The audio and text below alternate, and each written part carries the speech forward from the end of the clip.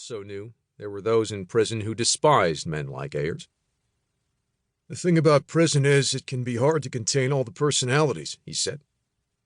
"And some people who have been put away in maximum security consider themselves to be above others. Their crimes had just cause, while yours, well, some of those men have daughters. And when they learn you tried to murder a girl you raised..."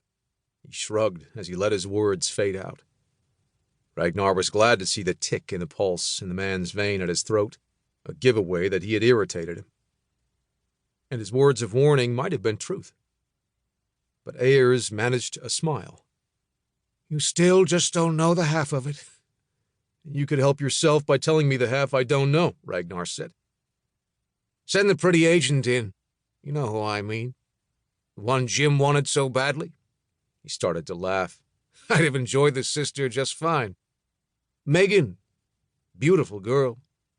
All that blonde hair with red lights like sunset. Those eyes. Emerald pools of terror." Only experience and great effort kept Ragnar from betraying his own anger.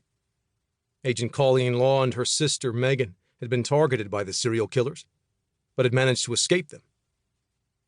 "Well, Megan held it together. That's kind of why you're here, isn't it? And I'm afraid Agent Law is gone, and you can't fantasize about what you'd like to do with her if she were the one questioning you." "Gone?" Ayers seemed truly disconcerted. "You mean she quit? She moved? She kicked the can?" "No, she's not in the area. That's what I mean." "Where is she?" "Gone," Ragnar said flatly. "But she'll come back?" "No." "Ah, too bad. Not that I would have told her anything anyway, but it would have been so nice to chat with her a while. So they send in the bruiser. They think you'll intimidate me with your size. Well, you can't do a thing to me while I sit here. Not a thing." "I don't need to do a thing to you. You're in here now. The law will take care of you. And you will get the death penalty, unless you try to negotiate a life sentence." Ayers just stared at him. He seemed a little too comfortable, almost lounging in the hard metal chair. And then he started singing. A really wretched rendition of Frank Sinatra's New York, New York. Ragnar raised his eyebrows in question. The man just kept singing. Ragnar stood, ready to leave. He wasn't getting anywhere. He called a guard and headed toward the door. "You don't know the half of it," Ayers screamed after him. Ragnar ignored the man. Ayers screamed the words over and over again.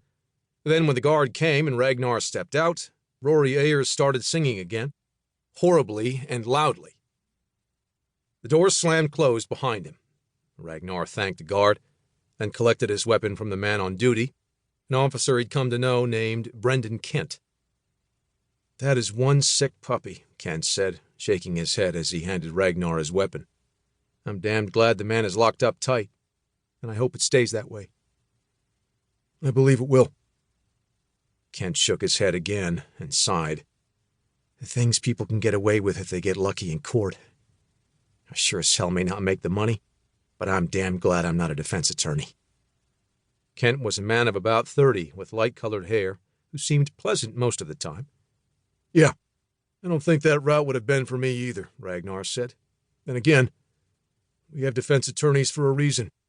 Remember, we're all innocent until proven guilty." "Not much to prove with him. The bastard admits it." "Yeah, I'm not seeing a bright future there," Ragnar said. "Anyway, thanks. I'll be back." "I'm glad that even talking to him is your job and not mine. Or guarding him. Thankfully, they switched duties around, so no one is stuck escorting him to interrogation and his legal meetings again and again." "Right. Thanks." Ragnar left the correctional facility. A few other people were leaving at the same time. A local detective he'd met briefly, and 2 men he figured to be attorneys. They tended to dress in similar suits and carry laptops and folders in the same briefcases. One of them was an older man, haggard, and looking as if he were ready to call it quits. One was younger and had a hard and determined look on his face. Ragnar observed that while they had exited the facility at the same time, the lawyers didn't seem to be together. They didn't talk or confer, but headed toward different rows of cars.